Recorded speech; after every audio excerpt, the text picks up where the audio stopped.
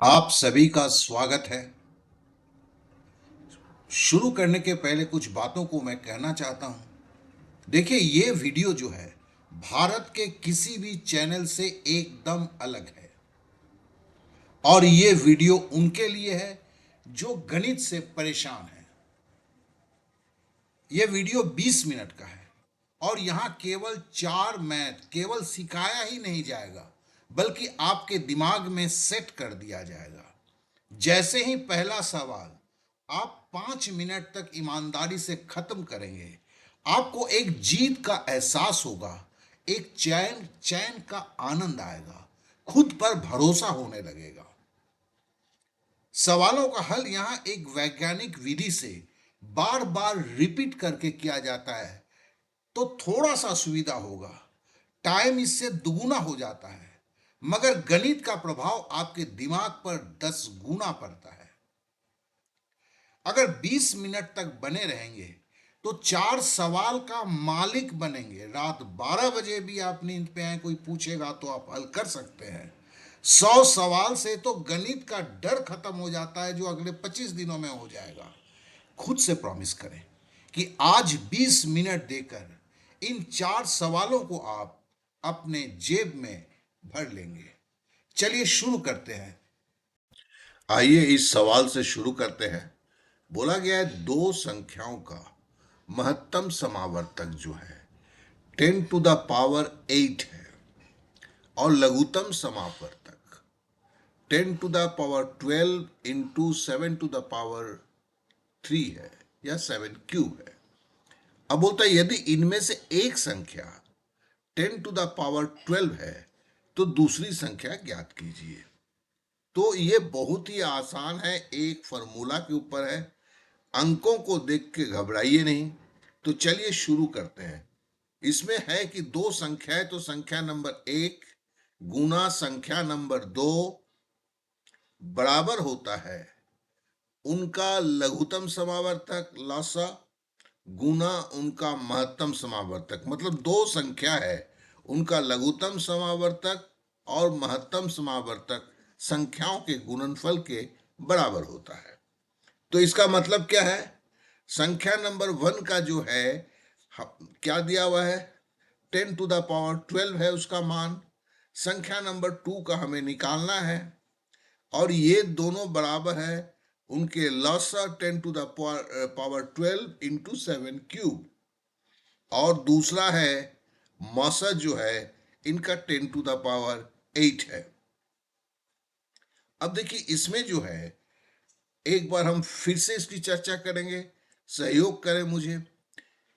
तो उसमें दो संख्या है जिसमें महत्तम समावर्तक जो है वो 10⁸ दिया हुआ है, लघुत्तम समावर्तक जो है वो आपका 10⁻12 इंटू 7³ है। एक संख्या 10⁻12 है तो दूसरी संख्या हमें ज्ञात करना है। तो हम फिर से फॉर्मूला लिखते हैं, संख्या नंबर 1 गुना संख्या नंबर 2, जिसमें एक दिया हुआ है, बराबर होता है उनका लसा गुना उनका मौसा। तो इस तरह से हम संख्या नंबर 1 जो है हमें 10⁻12 हम लिख देते हैं, गुना संख्या नंबर 2 हमें निकालना है और ये जो बराबर होता है हम जानते हैं कि उनका लसा जो 10⁻12 7³ है इंटू उनका मौसा जो 10⁸ है। अब इसके लिए हमें चूंकि संख्या नंबर 2 निकालना है, तो संख्या नंबर 1 का जो मान है इसे हटाते हैं, तो बराबर लिखते हैं, डंडा खींच देते हैं एक, और खींचने के बाद 10⁻12 को नीचे लिखते हैं। ऊपर है 10⁻12 इंटू 7⁻3 इंटू 10⁻8। अब जरा ध्यान से देखते हैं तो 10⁻12 नीचे भी है, 10⁻12 ऊपर भी है, तो बहुत ही आसान है, काट दिया हमने। तो इस तरह आया 7⁻3 इंटू 10⁻8। लेकिन हम जब यहाँ पे देखते हैं तो यहाँ 10⁻8 पहले है गुना 7⁻³ है, तो हमें इसमें कुछ 4 गुने 5 बोलिए, 5 गुने 4 बोलिए, दोनों 20 ही होगा। तो इसलिए आप इसे 10⁻8 और यहाँ गुना के इसको हटा के 7⁻³ लिखते हैं। इस तरह ये सवाल होता है। तो चलिए इसको दिमाग में ठीक से बैठने के लिए फिर से एक बार करते हैं। दो संख्याओं का महत्तम समावर्तक जो HCF जो है 10⁸ दिया हुआ है, लघुत्तम समावर्तक जो है 10⁻12 7 क्यूब है, और उसमें एक संख्या 10⁻12 है, तो दूसरी संख्या ज्ञात कीजिए। तो हमने देखा कि इसका फॉर्मूला जो है संख्या 1 गुना संख्या 2 है, बराबर जो होता है आपका उन संख्याओं का लसा और उन संख्याओं का मसा गुणनफल के बराबर होता है। संख्या 1 हमें दिया हुआ है, संख्या 1 जो दिया हुआ है 10⁻12 है, और संख्या 2 को हमें निकालना है, और उनका लौसा जो दिया हुआ है 10⁻12 इंटू 7 है, और मौसा गुना है 10⁸ है। तो हमें संख्या 2 को निकालना है, इसलिए 10⁻12 को जो है हम क्या करते हैं, गुना में है भागे में ले जाते हैं, मतलब नीचे ले जाते हैं, और ऊपर जो है 10⁻12 7 इंटू 10⁸ है।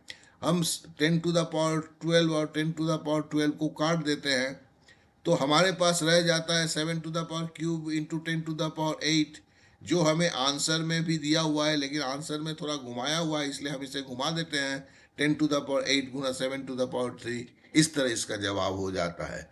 तो देखिए आपने कर डाला है, आपने आज कर दिखाया है, और ये कोशिश आपको सरकारी नौकरी के करीब ले जाएगी। अब एक निवेदन है, ये सवाल आपके सामने दिया हुआ है, इस सवाल को अभी खुद से कर डालिए, और जब खुद से करेंगे तो जानेंगे कि आपके दिमाग में जो है ये सवाल अत्यंत व्यवस्थित रूप से होगा। देखिए इस क्लास का ध्येय है गणित बताना नहीं, ठीक है ना, गणित को आपके दिमाग में लिख देना। तो आपका सहयोग हमें चाहिए। तो हम 2 मिनट के लिए रुकते हैं, फिर उसके बाद हम अगले सवाल पे चलेंगे।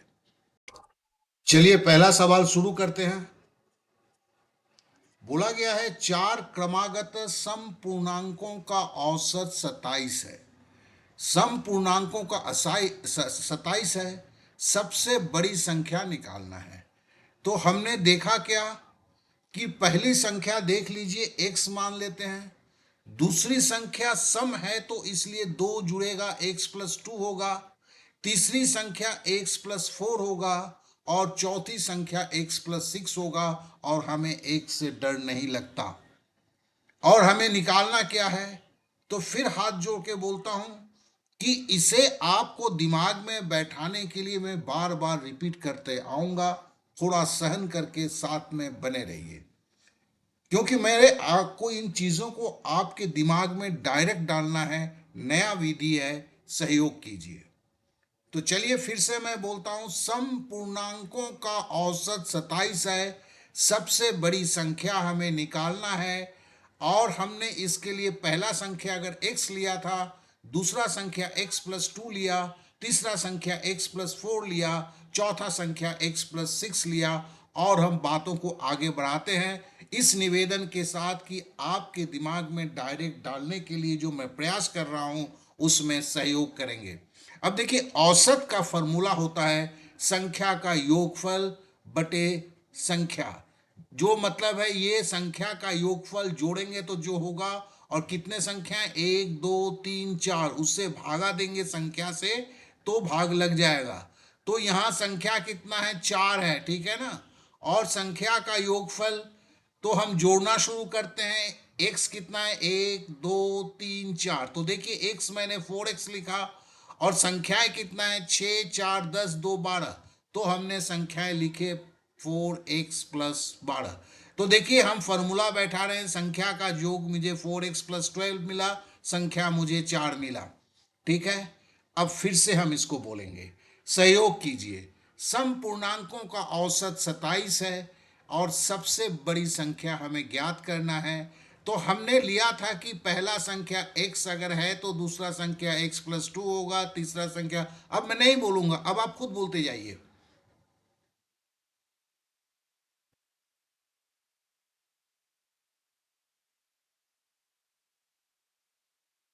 आशा करता हूं कि बोल पाए होंगे। अब देखिए हमने 27 कहां से लिखा, 27 हमें दिया गया है, औसत के जगह पे 27 लिखा, संख्याओं का योगफल 4x+12 था, 4x+12 लिखा, संख्या 4 लिखा, ठीक है ना। अब हमें क्या है, जब भी हमें x का मान निकाला जाता है, x को बाएं तरफ रखा जाता है। मैंने 4x+12/4 जो है इधर रख दिया, 27 को इधर रख दिया, बस इतना हमने किया। फिर से हम इसे बोलते हैं। अब आप खुद से बोलने की कोशिश कीजिए। बता रहा है क्या क्या बोले थे, कहा क्या होगा यहाँ। हाँ सोचिए, सही सोच रहे हैं, सही सोच रहे हैं, सही सोच रहे हैं। अब सहयोग भी करते जाइए। हाँ फॉर्मूला याद आ गया। अब देखिए संख्या और संख्या का योगफल क्या होगा। ठीक जा रहे हैं। हाँ ठीक है। अब देखिए उलट दिया। हाँ अब यहां से आ गया, ये कहाँ क्या हो गया। ये देखिए हमने क्या किया, 4x+12 को यहां पे लिखा है, 4x+12। 4 को जो है इधर भाग में था, गुना हो गया। इसको समीकरण का पक्षांतरण विधि कहते हैं। क्या कहते हैं, समीकरण का पक्षांतरण या ट्रांसपोज मेथड। यहां आप बेसिक करते करते ऐसे ही सीख जाएंगे। बेसिक का गाना गाना कोई जरूरत नहीं है, क्योंकि सब एक साथ सीख रहे हैं, दिमाग में लिखा जा रहा है, इन बातों को समझें। अब देखिए क्या हुआ, हमने 27 को 4 से गुना कर दिया, 108, 4x+12। चलिए फिर से आप मेरे साथ बोलते जाइए। हमें सम पूर्णांकों का औसत 27 दिया गया है, पूछा गया है सबसे बड़ी संख्या है। क्यों, देखिए ऐसा क्यों कर रहे हैं आप, खाली गणित को समझ नहीं रहे, उसके सारे स्टेप्स को आप कर रहे हो। सारा स्टेप्स आपके दिमाग में लिखा जा रहा है, इसलिए कभी इसके बाद आप नहीं बोलेंगे सवाल देखकर समझ में नहीं आता कि करना क्या है। ये सब सारे चीजों का तोड़ है, बने रहिए साथ में। हाँ सोचिए, सोचिए तीसरा क्या होगा, चौथा क्या होगा, इसके बाद क्या था। हमें फॉर्मूला क्या है सोचिए, आवेदन है, सहयोग कीजिए। हाँ अब देखिए संख्या कितना है, याद आया। हाँ संख्या का योगफल याद आया। हाँ कैसे बना था। अब क्या है, हम ढालते हैं। अब पलटते क्यों हैं, याद आया। हाँ अब 4 से कैसे 27 का गुना हो गया, याद आया। हाँ अब हमने 108 27 को 4 से गुना किया था। अब देखिए हम क्या करते हैं, हमें केवल जब हमें समीकरण करते हैं तो यहाँ केवल x रखते हैं, सबको भगा देते हैं। +12 था, ये क्या हुआ, -12 हो गया। समझ गए। चलिए आगे बढ़ते हैं। अब 4x = 96। अब कुछ चीजों को आप जान लीजिए। अब देखिए फिर से हम आ गए, फिर से सवाल पूछा गया है, फिर से करेंगे। कीजिए, कीजिए। हाँ हाँ आ रहा है सब, याद आ रहा है। अब फॉर्मूला आएगा, अभी संख्या, फिर योगफल याद है। हाँ 12 कहाँ से आया पता है। अब क्या करेंगे, पलटेंगे, पता है। अब क्या करेंगे, अब हमने जब घटाया तो 4x = 96 हुआ। अब यहाँ पे कुछ कुछ चीजों को सीख लो यार। 24 चौके 96 होता है, तो हमने 96 को तोड़ के क्या लिखा, 24 चौके 96 होता है। चूंकि काटना है, सम अगर गुना में है, सेम संख्या काटने का ही प्रक्रिया को काटना कहते हैं। 4 से 4 काट दिया, x = 24 है। हमें पूछा गया है सबसे बड़ी संख्या, इसमें सबसे बड़ी संख्या कौन है, x के साथ जो ज्यादा संख्या जुड़ा हुआ है वही बड़ा है। तो हमें x+6 का मान निकालना है। तो हमने क्या किया, x तो 24 है, हमें x+6 निकालना था। 24 के साथ 6 जोड़ दिया, 30 हो गया। ठीक है ना। तो देखिए यहाँ पर ये उत्तर है, और यही उत्तर की तो हमें तलाश था। ये तो मैं डायरेक्ट वहां से पेपर से लिया हूं, इसलिए यहाँ पे वो सिंबल भी रखा हुआ है। अब देखिए इसे फिर से एक बार कीजिए, दिमाग में प्रिंट कर लीजिए। याद है क्या था। हाँ आ रहा है ना मस्ती। हाँ पहला, दूसरा क्या होगा, हाँ तीसरा, चौथा। अब हमें क्या करना है, फिर फिर हाथ जोड़ता हूं, दिमाग में डायरेक्ट डाल रहा हूं यार। अभी फॉर्मूला लिखेंगे है ना। हाँ ठीक है, ओके। संख्या का योगफल क्या होगा भैया, याद आया, 1 2 3 4। हाँ फिर जोड़ दिया, ठीक है। फिर ये कैसे बैठा, याद है ना, संख्या का योगफल ये रहा, ये रहा, ये रहा। फिर आते हैं, फिर हमने क्या किया, यार समय ना सोचो, जेब में डालो, ठीक है। अब क्या किया, अब काटा, ठीक है। अब देखिए, अब हमें निकालना क्या था, सबसे बड़ी संख्या, सबसे बड़ी संख्या क्या है, हाँ हाँ, और इस तरह से आंसर निकल गया। देखिए 8 मिनट हो गए, 5 मिनट का वादा किया था दोस्त, सॉरी। लेकिन जो यहां तक पहुंचे उनको मेरा आभार है। आप में अब भरोसा हो गया है कि आप इस सवाल को अभी खुद से कर लेंगे, है ना। तो चलिए, सवाल आपके सामने है। एक बात को समझेंगे, बस इस तरह से सवाल को देखिए, हल करना शुरू कीजिए। क्योंकि अभी जब हल करेंगे सब कुछ ताजा है तो दिमाग में संपूर्ण रूप से लिख जाएगा। अगर दूसरा सवाल नहीं देखना है तो भी कोई बात नहीं है, बाद में देख लेंगे, अभी इसे पूरा कर ले। यही तैयारी है। ये चीज हर तेज तरार लड़का करता है, आपको पता नहीं है। उसने जब शुरुआत किया था, हम तो आपको 1 महीना में करवाना चाहते हैं। बड़ी बड़ी डिंग नहीं आगा करता। अगर आप कर पा रहे हो तो आप सही जगह पे हो, तो सही जगह का चुनाव करके धीरे धीरे आगे बढ़ते जाओ। चलो फिर 2 मिनट के लिए मैं रुकता हूं, फिर से मैं शुरू करूंगा। जिनको करने में देर हो रहा है, इस सवाल को फिर से देखेंगे, फिर वो शुरू करेंगे। अगला सवाल जो है, समय और दूरी पे है। तरीका वही है, धैर्य रखना होगा, आपके दिमाग के अंदर ये लिखा जाएगा। तो चलिए शुरू करते हैं। एक रेलगाड़ी 45 किलोमीटर प्रति घंटे की चाल से चल रही है। इसे 4/5 किलोमीटर की दूरी तय करने में कितना समय लगेगा।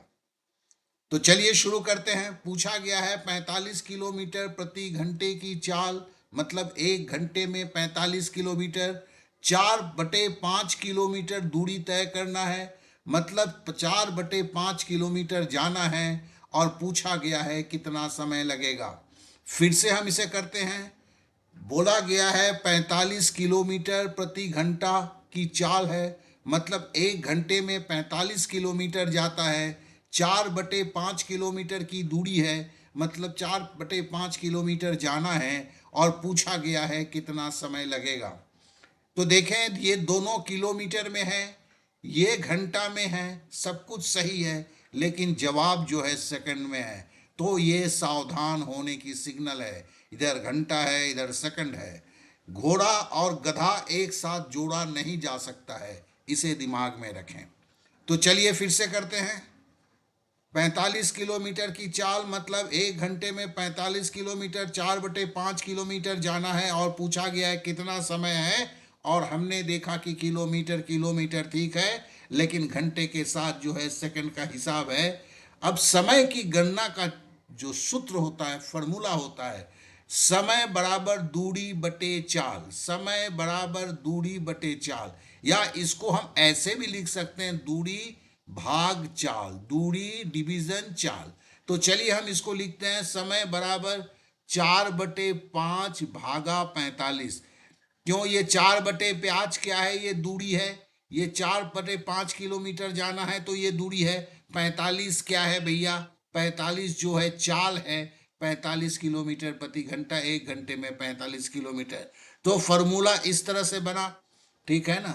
फिर से बोलता हूँ, थोड़ा धैर्य, दिमाग में लिख देने दीजिए।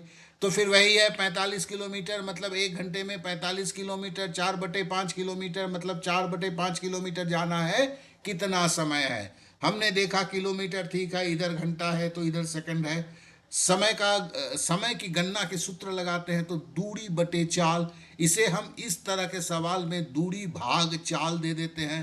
और हमारे पास दूरी जो है 4/5 किलोमीटर है, भाग 45 है। अब इसे समय बराबर देखिए, भागा 45 है, 4/5 और नीचे 45 लिखा। ये 45 कहाँ गया, नीचे गया। चलिए इसे एक बार और कर लेते हैं। अब 45 को, समय को देखिए, 45 को हमने तोड़ा। क्यों, क्या तोड़ा, 9/5, क्योंकि काटने की प्रक्रिया कर रहे हैं। हम सरलतम रूप से काटना सिखा रहे हैं बेसिक के साथ। तो चलिए, समय बराबर, अब देखिए घंटा को हमें सेकंड में करना है। अब हमने क्या किया, 4 को 3600 से गुना कर दिया, ये घंटा सेकंड में चेंज हो गया। ठीक है, अब देखिए फिर से ये करना होगा, लंबी चाल चलते रखे हैं।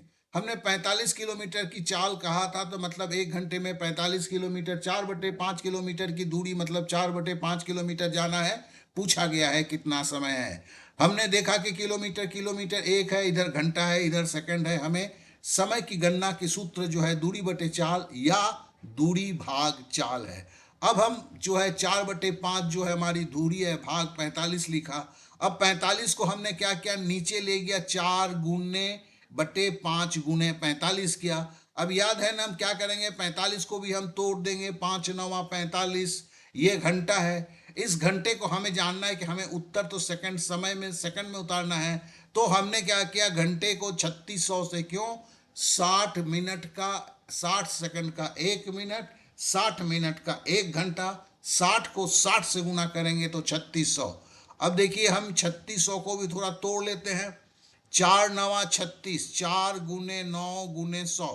ठीक है, अब देखिए हमने 9 से 9 को काटा, 5 से हम 100 को काटते हैं तो याद रखेंगे 20×5 = 100 होता है। फिर 5 से हम काटेंगे 20 को, 5 चौके 20 है, इसे ध्यान में रखेंगे।